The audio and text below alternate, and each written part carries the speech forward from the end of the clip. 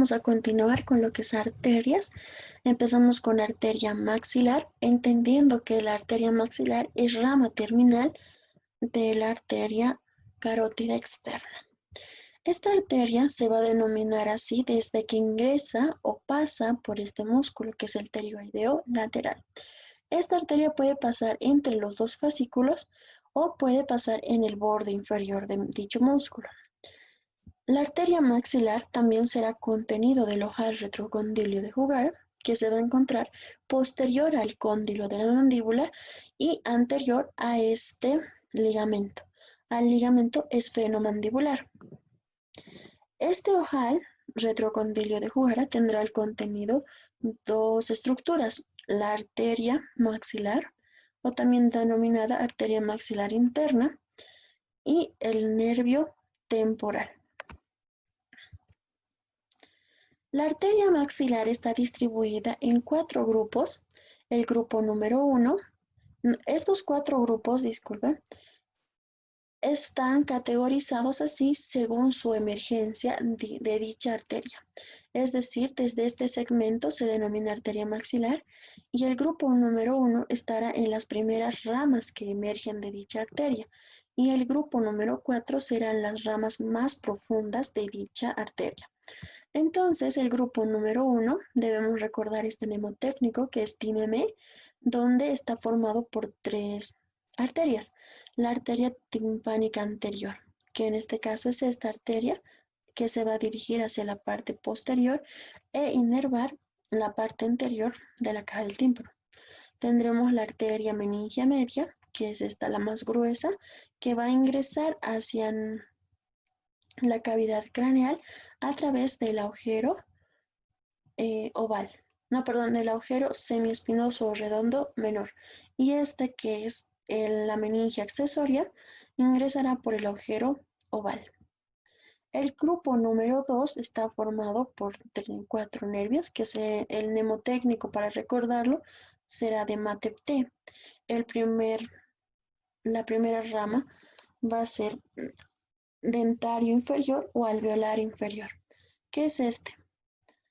La arteria alveolar inferior o dentario inferior, que va a ingresar al conducto alveolar junto con el nervio alveolar inferior, y los dos se van a encargar de irrigar e inervar toda la arcada alveolar inferior. La arteria maseterina, que en el mnemotécnico más significa maseterina, va a encontrarse externamente y va a irrigar el músculo masetero.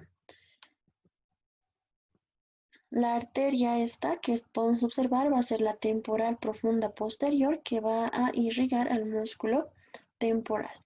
Y las ramas pterigoideas, que van a ser dos, una ascendente y una inferior. La ascendente para el músculo pterigoideo lateral y la descendente para la pterigoideo medial. El tercer grupo, el mnemotécnico, es butealín. El primer ramo es bucal, que es este ramo, el ramo bucal. El T significa temporal profunda anterior, que va a ser esto, la arteria temporal profunda anterior. Entonces, sabemos que arterias temporales habrá profunda anterior, profunda media y profunda posterior. Entonces, recordar que la anterior y la posterior van a emerger de la arteria maxilar y la temporal profunda media emergerá de la arteria temporal superficial. En este mnemotécnico, al significa alveolar superior posterior, que podemos observar en esta imagen esta arteria, que será la arteria alveolar superior posterior, que va a ingresar por los orificios que se encuentran a nivel de la tuberosidad maxilar, junto con los nervios, que van a ser igual alveolares superior posterior. Este que va a ser la rama infratemporal, que es la arteria infratemporal, que se va a encontrar en el conducto infratemporal, que va a estar acompañado del nervio infratemporal también.